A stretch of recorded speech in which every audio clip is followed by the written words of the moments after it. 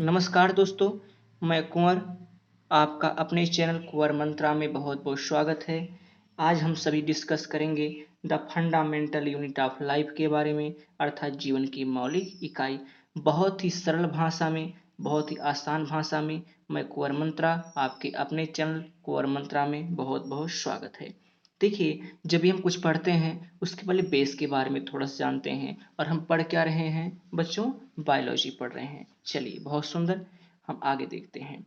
देखिए, बायोलॉजी किसे कहते हैं? जीव विज्ञान की वह शाखा जिसमें हम जीवों का अध्ययन करते हैं उसे क्या बोलते हैं? बायोलॉजी बोलते हैं, अर्थात जीव विज्ञान बोलते हैं। इसके पिता कौन है? अरस्तु। कौन है? अरस्तु है। आगे देखें, बायोलॉजी के दो प्रकार हो जाते हैं। एक होता है जियोलॉजी, इसको बोलते हैं हिंदी में जंतु विज्ञान, और एक होता है बॉटनी, जिसको हिंदी में बोलते हैं वनस्पति विज्ञान। तो इसकी परिभाषा क्या है? विज्ञान की वह शाखा जिसमें हम जंतुओं का अध्ययन करते हैं उसे क्या बोलते हैं?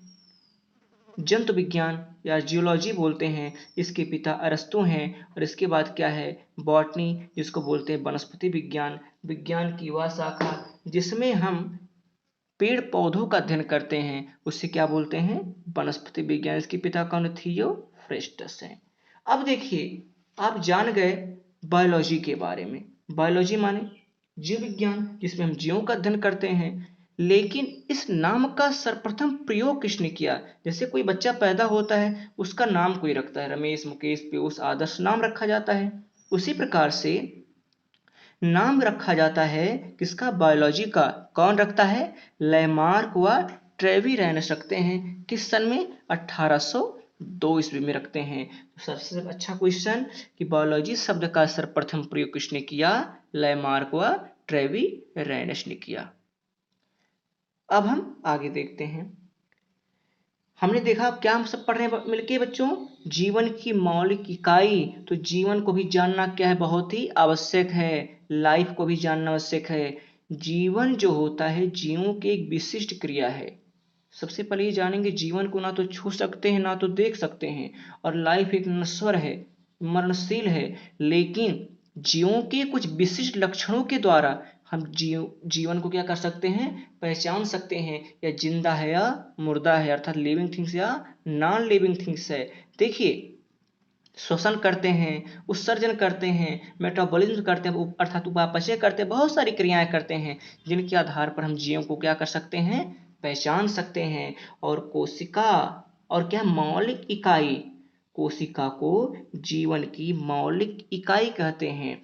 जो भी जीवन है, जो भी जीव है, उनके शरीर का जो मौलिक इकाई है वह क्या है? कोशिका है। और कोशिका किसे कहते हैं? जीवों के शरीर की रचनात्मक व क्रियात्मक इकाई होती है। क्या? कोशिका।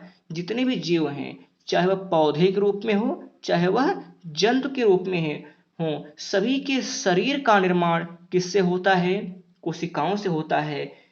समझ गए ना? आगे बढ़ते हैं। और कोशिका की खोज सर्वप्रथम किसने किया? कोशिका की खोज सर्वप्रथम रॉबर्ट हुक ने सन 1665 ईस्वी में किया। जैसे आप बुद्धिमान हैं उसी प्रकार से भी बहुत बुद्धिमान थे। क्या नाम था उनका? Robert Hooke. इन्होंने क्या किया? कोशिका की खोज किया। कब? सन 1665 ईस्वी में। इसके उपरांत सारा प्रोसेस, कोशिकाओं के खोजने का पूरा प्रोसेस किसमें लिखा?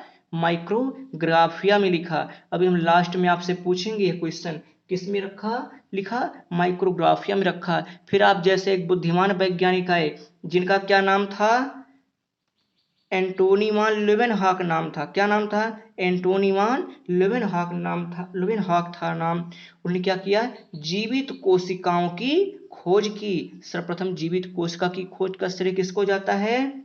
एंटोनी वान ल्यूवेनहॉक ने किया। इन्होंने तालाब के गंदे पानी देखा, अपने स्टूल में देखा, स्पर्म देखा, तो एक प्रकार की संरचना दिखाई दे रही थी जिसमें कुछ ऐसा विशेष उनको दिखा। इसलिए जीवित कोशिका की खोज का श्रेय किसको जाता है? एंटोनी वान ल्यूवेनहॉक ने किया। कब किया? सन 1674 में किया। जीवन के मौलिक इकाई के कुछ विशेष भागों को हम देखते हैं।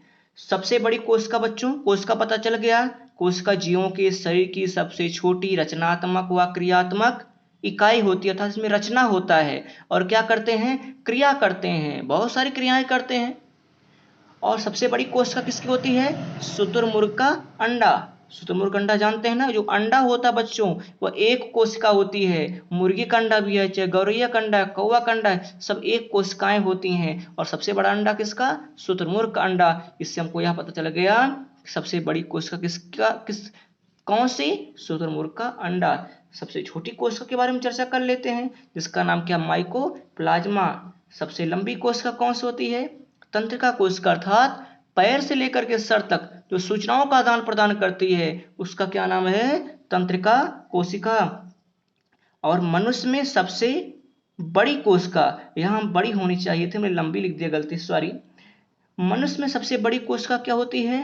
अंडाणु होती है। क्या होती है? अंडाणु। और मनुष्य में सबसे छोटी कोशिका शुक्राणु। आप जानते हैं अंडाणु फीमेल्स में पाया जाता है, शुक्राणु मेल में पाया जाता है बच्चों। अब हम आगे बढ़ते हैं। हम सब जानते हैं कि यदि किसी चीज का अध्ययन किया जाता है और उसको लिखा जाता है, उसकी एक विशेष प्रकार की बुक होती है या उसका एक विशेष प्रकार की शाखा होती है। जिस प्रकार से रामायण लिखा, राम के बारे में रामायण में लिखा गया, और बहुत सारी बुक ऐसे के बारे में बहुत सारी चीज लिखी गई। उसी प्रकार सेल के अध्ययन को क्या बोलते हैं? साइटोलॉजी। अर्थात सेल का जो पूरा अध्ययन किया जाता है, उसके बारे में जाना जाता है, उसको क्या बोलते हैं? साइटोलॉजी। और यदि आपसे कोई पूछता है साइटोलॉजी के पिता कौन है, फादर ऑफ साइटोलॉजी के पिता कौन बच्चों? रॉबर्ट हुक हैं। समझ गए? आगे बढ़ते हैं। चलिए, अब क्या हुआ? कोशिका की खोज हो गई, किसने किया? रॉबर्ट हुक ने किया। अब कोई ना कोई परिभाषा भी देगा, उसके बारे में बताएगा। किसने बताया? स्लाइडर और टी स्वान ने। इन दोनों को भाई मत समझिएगा, ये दोनों अलग अलग देश के वैज्ञानिक हैं, समझ गए ना। इनके अनुसार सभी कोशिकाएं पूर्ववर्ती जीवित कोशिकाओं से मिलकर के बनी होती हैं। स्लाइडर स्वान ने क्या कहा कि सभी कोशिकाएं पूर्ववर्ती कोशिकाओं से मिलकर बनी होती हैं, समझ गए ना। चलिए आगे बढ़ते हैं। देखिए, जीवन की मौलिक इकाई में देखेंगे जो कोशिका होती है, जिस प्रकार से हमारा घर होता है, किससे बना होता है? ईंटों से बना होता है। और ईंट मिलके क्या बनाते हैं? दीवार बनाते हैं। दीवारें मिलके घर, कमरे का निर्माण कर देती हैं, और कमरे मिलके घर का निर्माण कर देते हैं, रूम, सॉरी, हाउस बना देते हैं। उसी प्रकार से कोशिकाएं, बहुत सारी कोशिकाएं मिलकर क्या बनाती हैं? ऊतक बनाते हैं। और बहुत सारे ऊतक मिलकर क्या बनाते हैं? अंग। और बहुत सारे अंग मिलकर क्या बनाते हैं? अंग तंत्र। समझ गए ना।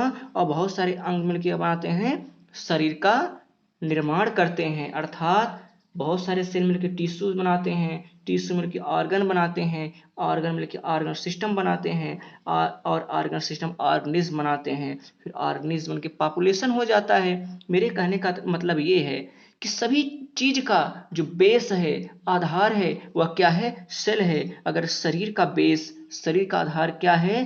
कोशिका होती है। इस बात को हम जीवन भर नहीं भूलेंगे, समझ गए? आगे बढ़ते हैं। अब देखिए, कोशिका के आधार पर जीवों को दो भागों में बांटा गया। कितने भागों में बांटा गया? दो भागों में बांटा गया। जैसे कोई पिता है, उनके दो बच्चे हैं, एक का नाम ए है, एक का नाम बी है। एक छोटा है, एक बड़ा है। एक अच्छा है, एक बुरा है। छोटा वाला वो अच्छा है, और जो बड़ा वाला वो बुरा है। उसी प्रकार से कोशिका के दो भाग हो जाते हैं, एक कोशिकीय जीव और बहुकोशिकीय जीव। एक कोशिकीय जीव में आते हैं अमीबा, समझ रहे हैं ना, पैरामीशियम और बैक्टीरिया, बहुत सारे आते हैं। उसके बाद बहुकोशिकीय में कौन कौन आते हैं?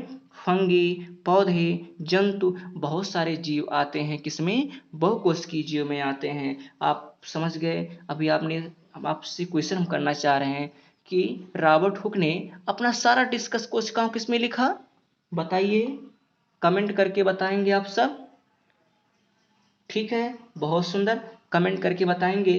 देखिए, यदि आपको हमारा वीडियो अच्छा लगा हो तो हमारे चैनल को लाइक करिए, चैनल को सब्सक्राइब करिए, और ज़्यादा से ज़्यादा लोगों के पास शेयर करिए, और अधिक से अधिक जानकारी इकट्ठा करिए। ठीक है, आप आगे जा करके बहुत सारे अध्ययन कर करके आप अपने जीवन के लक्ष्य को पाइए। धन्यवाद। Thank you.